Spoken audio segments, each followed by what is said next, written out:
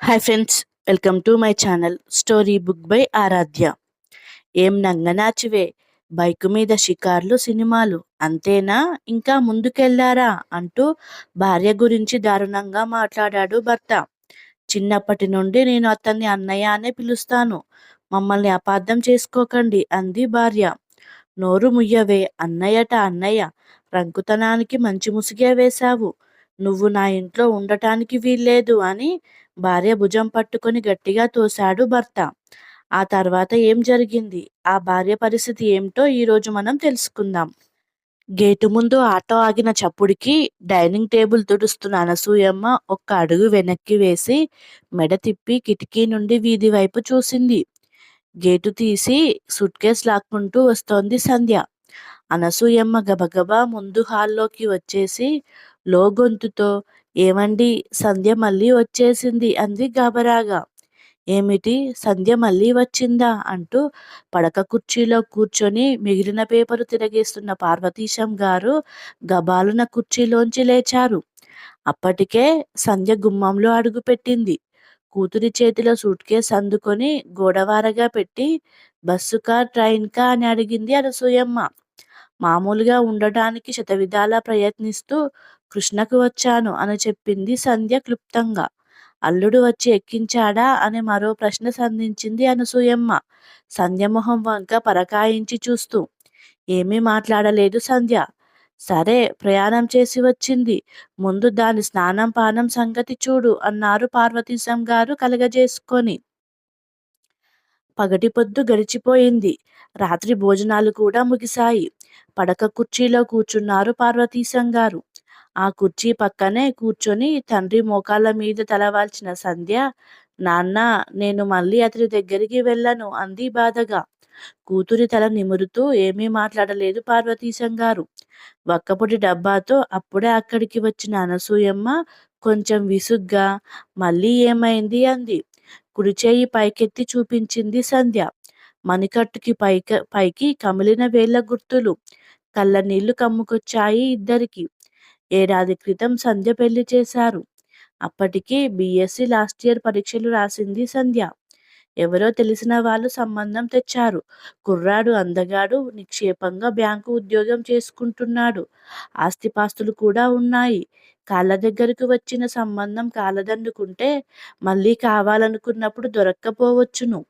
ఎంత చదివించినా చివరకు పెళ్లి చేయాల్సిందే కదా అనుకుంటూ సంధ్యని ఒప్పించి పెళ్లి చేశారు. నెల తిరగకుండానే చీరే సారె పెట్టి కాపురానికి పంపించేశారు. ఒక వారం రోజులు కోడలికి సాయంగా ఉండి అత్తగారు తన దారిన తాను వెళ్ళిపోయింది.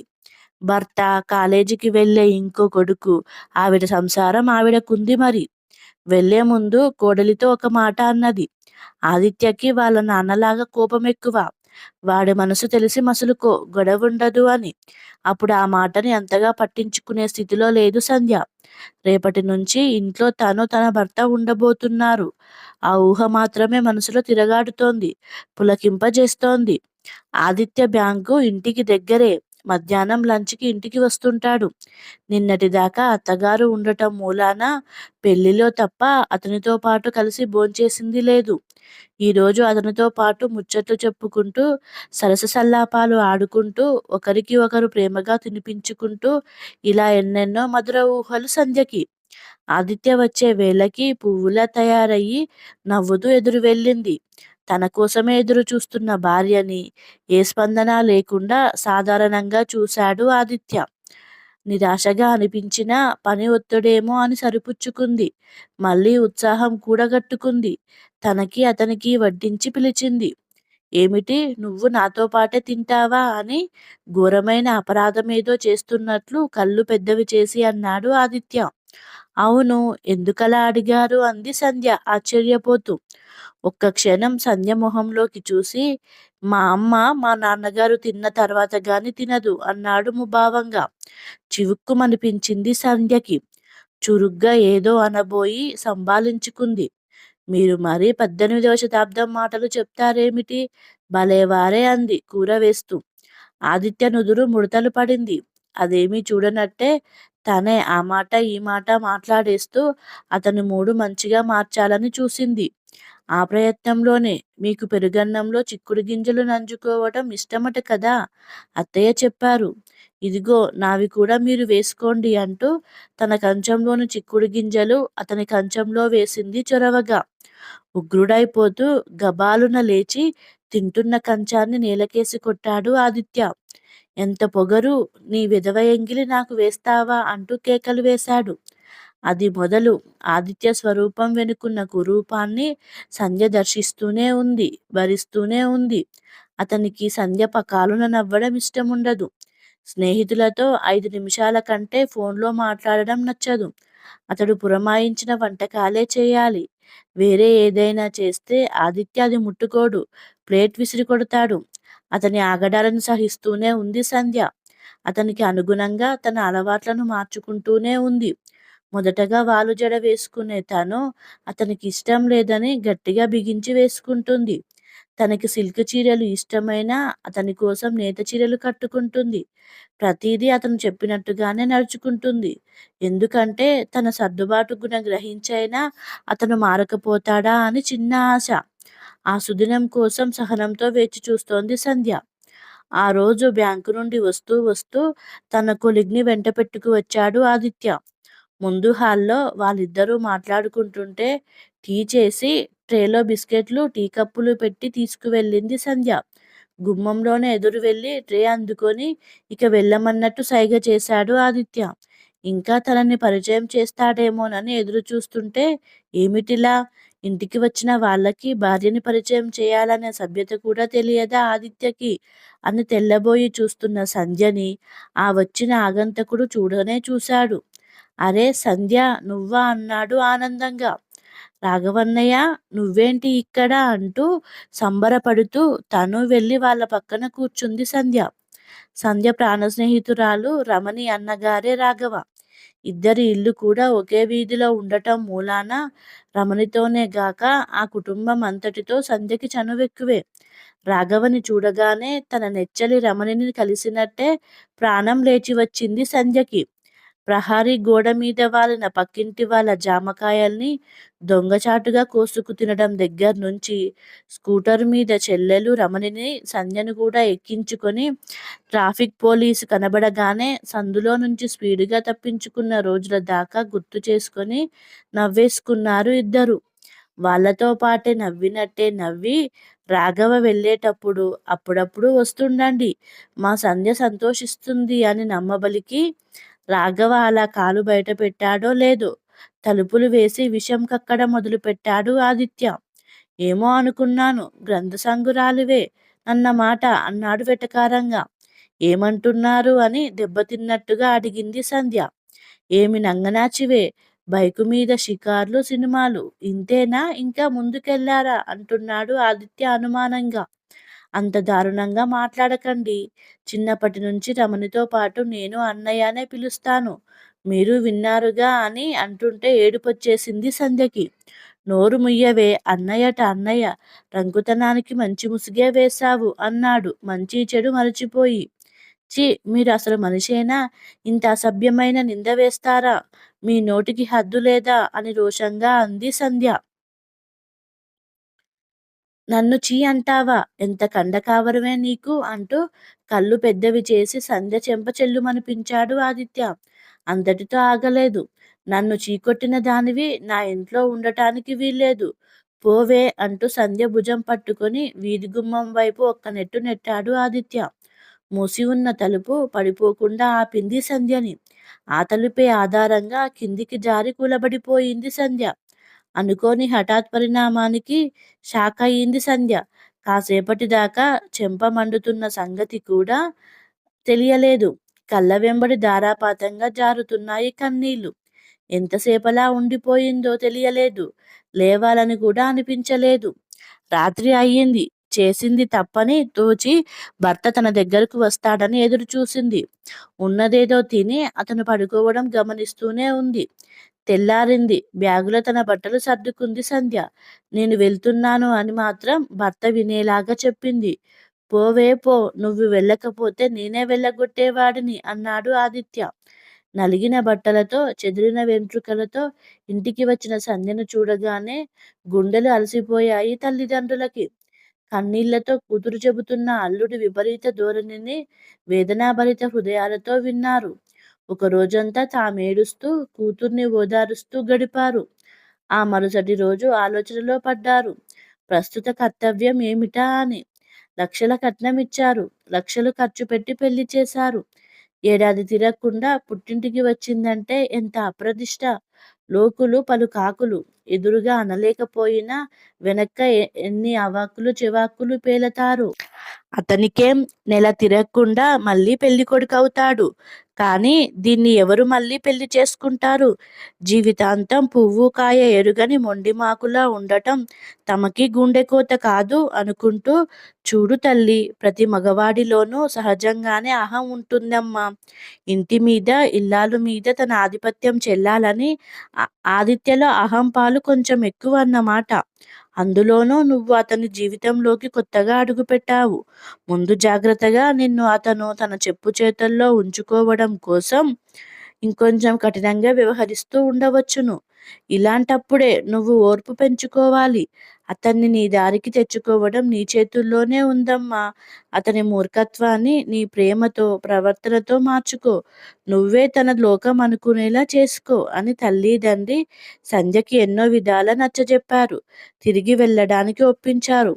పార్వతీశం గారు సంధ్యని వెంటబెట్టుకొని అల్లుడి దగ్గరకు వెళ్ళారు.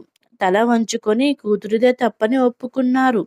చిన్నతనం వల్ల, తమ గారాబం వల్ల, లోకజ్ఞానం లోపించడం వల్ల కూతురు తొందరపడిందని క్షమించమని వేడుకున్నారు. ఉదార హృదయంతో మన్నించానన్నట్లు తల ఊపి మామగారిని పంపించాడు ఆదిత్య. నిర్లక్ష్యం చేసిన వ్యాధిలా ఈసారి మరీ విజృంభించాడు ఆదిత్య. నిరంకుశత్వం శృతిమించిపోయింది. తను ఏం చేసినా, ఏమన్నా పడి ఉంటుందా లేదా అని పరీక్షించడం మొదలుపెట్టాడు. పని మనిషిని మానిపించాడు. ప్రతి పనిలోనూ వంకలు ఎంచుతున్నాడు. చీటికి మాటికి కసురుకుంటున్నాడు. వీటన్నిటికీ ఎలాగో ఓర్చుకున్నది గాని రాత్రిపూట పశువులా ప్రవర్తించడాన్ని మాత్రం భరించలేకపోయింది. ఆదిత్య బ్యాంకుకు వెళ్ళిన సమయంలో సూట్ కేస్ సర్దుకొని ఇప్పుడు ఇలా రెండోసారి పుట్టింటికి వచ్చేసింది సంధ్య. మళ్ళీ షరా మామూలే. అదే పాట, అదే రాగం. పరువు, ప్రతిష్ట. పడ్డవాళ్ళు ఎప్పుడూ చెడ్డవాళ్ళు కాదు. ఓ బిడ్డ పుడితే అన్నీ సర్దుకుంటాయి అని నీతులు, సామెతలు చెప్పి చూశారు. ఈసారి ఎన్ని మాటల ప్రయోగాలు చేసినా సంధ్య మెత్తబడే సూచనలు కగుపించలేదు. భగవంతుడా, ఇంకేది దారి అని తల మెత్తుకుంటూ ఉండగా మినుకుమినుకుమంటూ దొరికింది ఒక దారి అనసూయమ్మకి. ఇది ఇంకొక రాయి వేసి చూడు అన్నాడు పార్వతీశం గారు నిరాశగా. అనసూయమ్మ మెల్లగా కూతురు దగ్గరకు చేరింది. ఏ ఉపోద్ఘాతమూ లేకుండా మొదలుపెట్టింది. సుమతి అని మా పెద్దమ్మ కూతురు. నీకు అంతగా తెలియదులే. నాకంటే కొంచెం పెద్దది. నేనంటే ప్రాణం పెడుతుంది.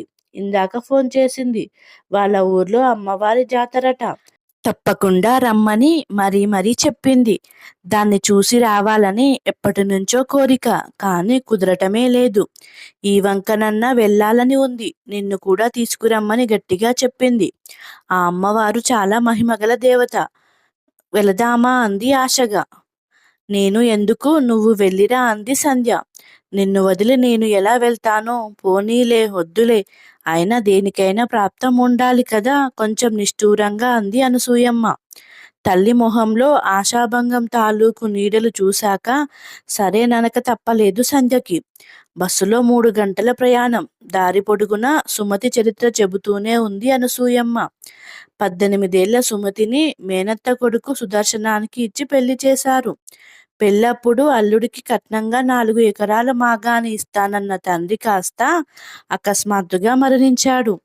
భర్త ఇచ్చిన మాటతో తనకి ఏమీ సంబంధం లేదన్నది సవితి తల్లి. అప్పటి నుంచి మొదలయ్యాయి సుమతికి తిప్పలు. పొలం తెస్తేనే ఇంటికి రానిస్తానన్నారు అత్త భర్త. నా గుమ్మం తొక్కవద్దన్నది సవతి తల్లి. ఆ తరువాత లోకానికి ఏడ్చి భార్యను ఇంట్లోకి రానిచ్చాడే గాని అప్పటి నుంచి సుమతి పడిన కష్టాలు ఆ భగవంతుడికి ఎరుక. అత్త తిట్టినా, భర్త కొట్టినా, ఇంకో ఆడదాన్ని పడక గదికి తెచ్చినా భరించిందే తప్ప అల్లరి చేయలేదు. పక్క మనిషికి కూడా చెప్పుకోలేదు. తనను ఎంత హింసలు పెట్టినా అత్తగారు మంచాన పడితే 2 ఏళ్లు సేవ చేసింది. ఆవిడ కన్ను మూశాక ఆ స్థానాన్ని భర్త భర్తీ చేశాడు. సుఖరోగాలతో ఒళ్ళు పుచ్చిపోయిన అతనిని కళ్ళల్లో పెట్టి చూసుకుంటుంది. ఇప్పటికీ ఊళ్ళో వాళ్ళకి సుమతి అంటే ఎంతో భక్తి, గౌరవం. దేవత అంటారు. పుట్టినింటిని మెట్టినింటికి తరింపజేసింది అంటారు. కాపురానికి వచ్చిన ప్రతి కొత్త కోడల్ని సుమతి దగ్గరకు తీసుకువస్తారు. 4 మంచి మాటలు చెప్పమంటారు. ఆశీర్వదించమంటారు. తెలుసా అంటూ కళ్ళు పెద్దవి చేసి చెప్పింది అనసూయమ్మ. అదన్నమాట సంగతి. అప్పుడు అర్థమైంది సంధ్యకి. ఇప్పుడు ఆ పతివ్రత గారితో తనకు జ్ఞానబోధ చేయించడానికి తల్లి తీసుకువచ్చింది అని. సుమతి వీరిని 2 చేతులు చాచి ఆహ్వానించింది. ఆమె ప్రసన్న వదనం చూడగానే ఎందుకోగాని సంధ్యకి గొప్ప ఆరాధనా భావం కలిగింది. ఈమె ఏమి చెప్పినా కాదనలేము అనిపించింది. వచ్చినప్పటి నుంచి సుమతిని ప్రతిక్షణం గమనిస్తూనే ఉంది సంధ్య. చెల్లెలితో అంటే అనసూయమ్మ గారితో పాత ముచ్చట్లు పరుచుకుంటూనే అటు మగని అవసరాలు ఏమరపాటు లేకుండా చేస్తూనే ఉంది. మంచం మించి లేవకపోయినా ఆయన గారు ఎందుకో ఒకందుకు అరుస్తూనే ఉన్నాడు. ఈమె ఏమాత్రం విసుక్కోకుండా పరమశాంతంగా అతని పనులు చేస్తూనే ఉంది. జాతరకి ఇది తొలి రోజు. దర్శనం చేసుకురండి అంది సుమతి వీరి స్నానపానాదులు ముగిశాక. సుమతి మాత్రం భర్తను వదిలి గుమ్మం దిగి ఎక్కడికి వెళ్ళదట. పూలదండలు, పూజా సామాగ్రి ఎవరి చేతనైనా గుడికి పంపుతుందట. 10 వీధులు ఉన్న చిన్న ఊరు అది. తల్లి కూతుర్లు అమ్మవారిని దర్శించుకుని వచ్చారు. మర్నాడు పొంగళ్ళు పెట్టే రోజు. పూలదండలు, నిమ్మకాయలు తీసుకొని ముందు నువ్వు వెళ్ళు గుడికి. ప్రసాదం తయారయ్యాక పక్కింటి అమ్మాయిని తోడిచ్చి సంధ్య చేత పంపిస్తాను అని అనసూయమ్మతో అంది సుమతి. వెన్నెలలో పందిరికి విచ్చిన మల్లెపూలు కోసుకుంటున్నప్పుడు చూసింది సంధ్య. తల్లి, సుమతి పెద్దమ్మ నిమ్మకాయల దండ గుచ్చుతూ గుసగుసలాడుకోవటాన్ని. అంటే తల్లి వెళ్ళాక తనకి బ్రెయిన్ వాష్ అన్నమాట. నిజంగానే భర్త విషయంలో తను ఇంకొంచెం ఓర్పు వహించి ఉండాల్సిందా అని మనసులో అనుకుంటూ ఉండగా తన మదిలోని మాటలు విన్నదానిలా అవసరం లేదు. పొంగుతున్న పాలగిన్నెలో బియ్యం వేస్తూ అంది సుమతి. నువ్వు పాకులాడే కొద్దీ అతను బిర్ర బిగుస్తాడు. నువ్వు లొంగే కొద్దీ అతను అతి చేస్తాడు. మొగుడు మగాడు అయినంత మాత్రాన నీ తప్పేమీ లేనప్పుడు ఎందుకు భయపడాలి?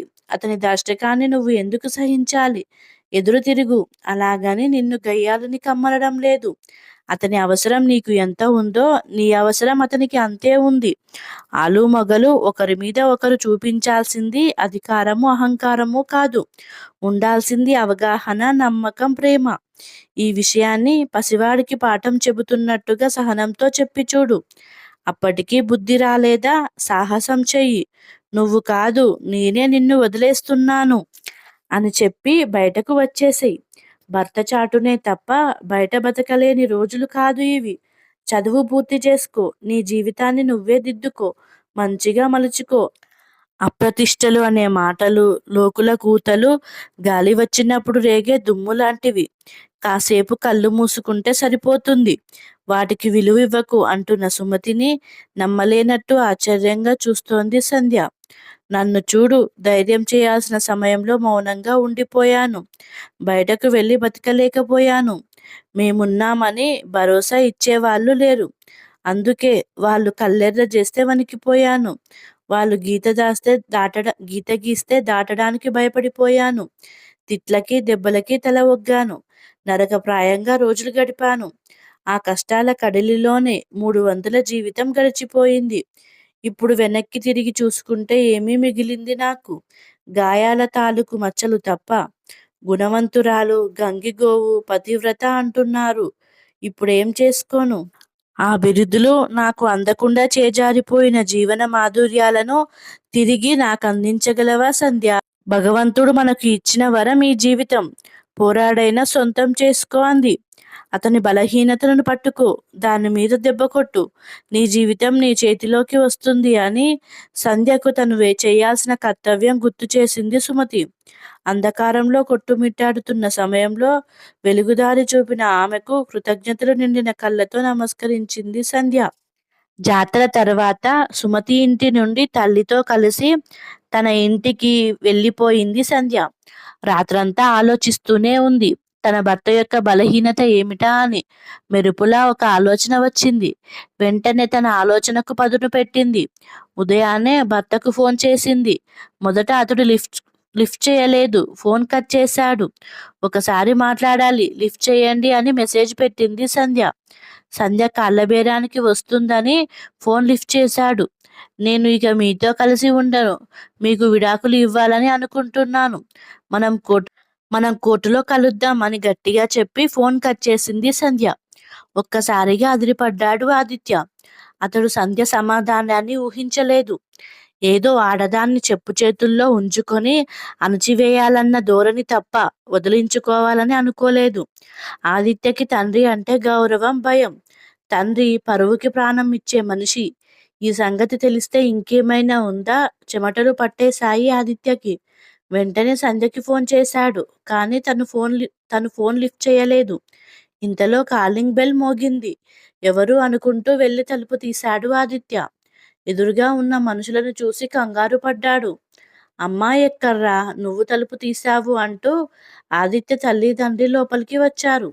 ఆదిత్యకి ఏం సమాధానం చెప్పాలో తెలియక తడబడ్డాడు. తండ్రి మళ్ళీ అడిగేసరికి పుట్టింటికి వెళ్ళింది నాన్న, వాళ్ళ అమ్మ నాన్నని చూడటానికి అని చెప్పాడు. అదేంట్రా, ఎప్పుడు పడితే అప్పుడు వెళ్ళడం?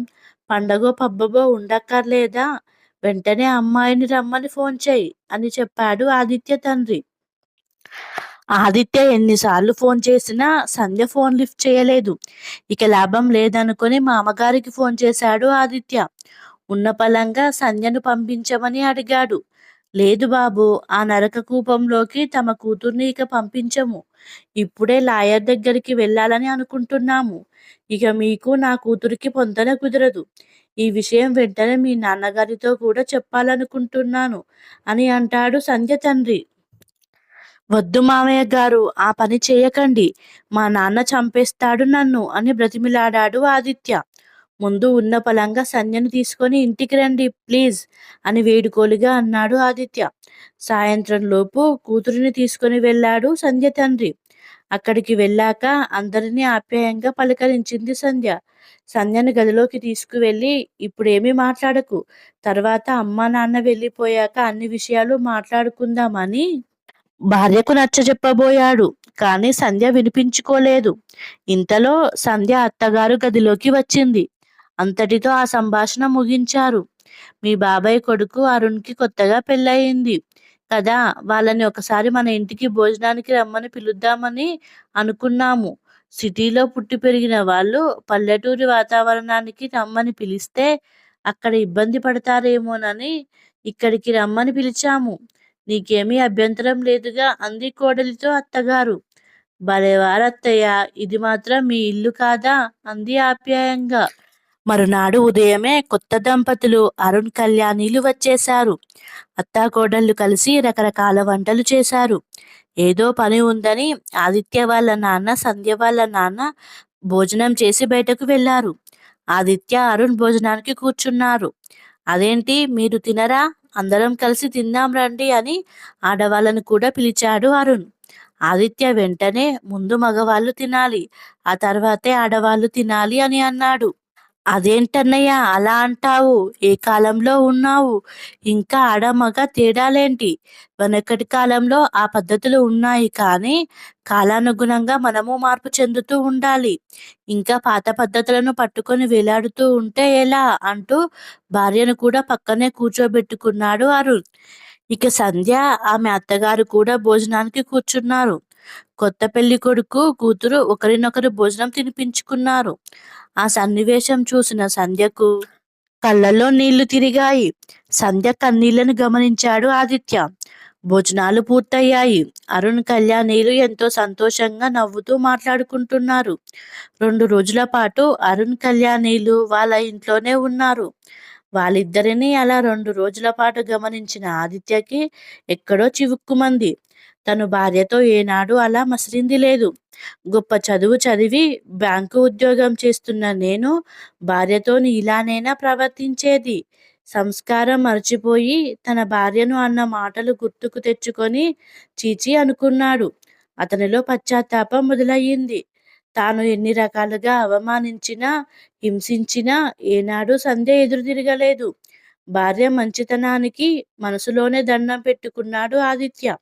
2 రోజుల తర్వాత తల్లి, తండ్రి, అరుణ్, కళ్యాణీలు వెళ్ళిపోయారు. సంధ్య వెంటనే ఆదిత్య దగ్గరికి వచ్చి లాయర్ దగ్గరికి వెళ్దామా అని అడిగింది. ఆదిత్య వెంటనే భార్య కాళ్ళు పట్టుకున్నాడు. నన్ను క్షమించు సంధ్య. ఏదో బుద్ధి తక్కువ అయ్యి ఇలాంటి పనులు చేశాను. ఇంకెప్పుడు నిన్ను బాధ పెట్టను అని కళ్ళనీళ్లు పెట్టుకున్నాడు. సంధ్య మనసు చలించిపోయింది. భర్తను దగ్గరగా హత్తుకుంది. మరునాడు ఆదిత్య ఆఫీస్కి వెళ్ళిపోయాక అత్తగారికి ఫోన్ చేసి చాలా థ్యాంక్స్ అత్తయ్య అంది సంధ్య. అదేంటమ్మా అలా అంటావు? నువ్వు నా కోడలివి కాదు, కూతురివి. నీ కాపురం నాశనం అవుతుంటే చూస్తూ ఊరుకుంటానా అంది. కొత్తగా పెళ్ళైన వాళ్ళు ఎలా ఉండాలో ఆదిత్యకి తెలియాలని అరుణ్, కళ్యాణీలను మీ ఇంట్లో 2 రోజులు ఉంచాను.